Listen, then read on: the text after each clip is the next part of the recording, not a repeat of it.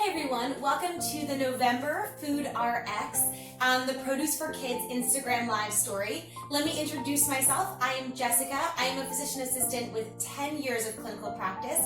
I am a certified culinary medicine specialist and the founder of Eat Your Way to Wellness, which is a food as medicine practice here in Pennsylvania where I live.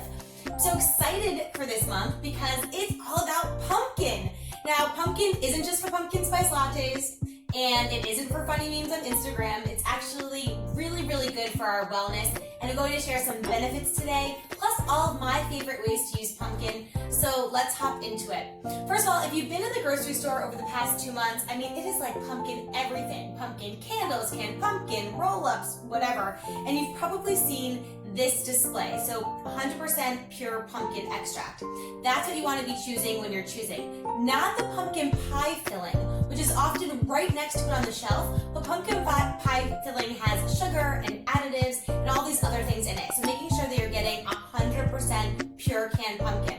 If you choose to, you could always buy baking pumpkins. You'll find these in the produce section of the grocery store. You'll just cut it in half, take out the seeds like you would a squash, and then bake it and remove the skin, and you're basically going to get exactly what's in this can. Now this time of year, it tends to be a little bit less expensive than other parts of the year, so I will stock up. I'll put canned pumpkin in my pantry, and that way I have it all year long, and I'm saving some money as well. So let's hop into it, the benefits of pumpkin. So pumpkin is very high in something called beta-carotene, and if you checked out the Food RX last month, we talked about beta-carotene being a potent antioxidant that actually can prevent certain types of cancers, which is amazing. It's also converted to vitamin A in the body, which is very important for eyesight health and specifically night vision health, so how well we can actually see and see at night. Pumpkin also has vitamin C. So as we're in cold and flu season already, and as we get into the winter, it's going to get worse and more rampant. We all know that. Vitamin C helps to support our immune system, so it keeps us nice and healthy this time of year. Vitamin C is also great for the absorption of non-heme iron. So iron that we get from plant items, so black beans, for example, or sweet potatoes. Vitamin C helps us to absorb that more readily. And it is important for collagen production. So healing for injuries, joints, skin, hair, nails. We need collagen for all of those things. Vitamin C helps to make collagen, so that's really important. It's also high in both water and fiber. So fiber and water together, they are a match made in heaven. They help with bowel regularity, move things more quickly through the GI system, which is great, so that way we're not constipated or feeling bloated. And it also helps to lower our cholesterol levels. So both soluble and insoluble fiber lowers cholesterol, so great for adults and great as kids start to get into their teen years and move into their 20s. Okay, I'm gonna share my favorite ways to use pumpkin. Here are 4 of my favorites, though you could probably Google this and find hundreds and hundreds of ways to use pumpkin, but I think you're gonna like these. Okay, first and foremost, this is really simple. Just take canned pumpkin, so equal amounts canned pumpkin to plain yogurt, and then pumpkin pie spice, mix it up, and serve it with apple slices. So this is just a nice after-school snack. You could do this ahead of time if you're having your kids' friends over, or even a nice brunch for adults.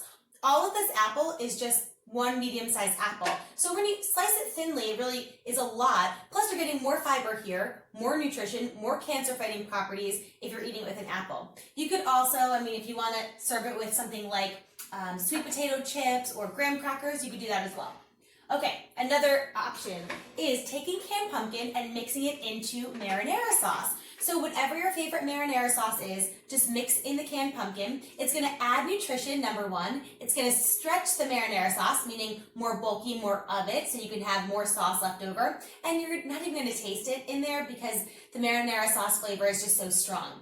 Secondly, you could take 1 cup of canned pumpkin to 1 cup of plain or roasted garlic hummus and make what looks like a little bit of a pumpkin Alfredo. This is in the store too. It's canned, it's expensive, and you could do it at home so much easier. By the way, I use hummus all the time to make a mock Alfredo, and it's really yummy. If you have to loosen it up, just a tip, make it a little bit more thin, use some of your starchy cooking water to loosen it up and make a nicer, kind of creamier sauce. Okay, another option is a smoothie. So I just mix together plain yogurt, 1 banana, some canned pumpkin, vanilla, and cinnamon, And there you go. There's a beautiful orange smoothie. Now, if you wanted to, you could take that smoothie and put it into ice pop molds and make pumpkin spice ice pops.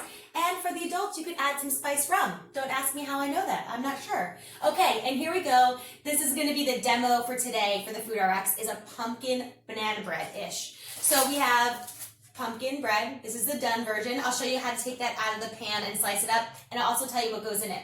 So when you're baking, there's two things you want to remember. Making sure that when you look up a recipe or you have a recipe, you're actually measuring. Baking is a science, and all of those ingredients work together, so you really need to measure all of those ingredients. So first, you would put all of your wet ingredients into one bowl and all of your dry ingredients into another. So all we have really easy ingredients here. Canned pumpkin, eggs, vanilla extract, Mooala banana milk, so one of my favorite plant-based milks. It's no sugar added, and it's a little sweet because of the banana flavor.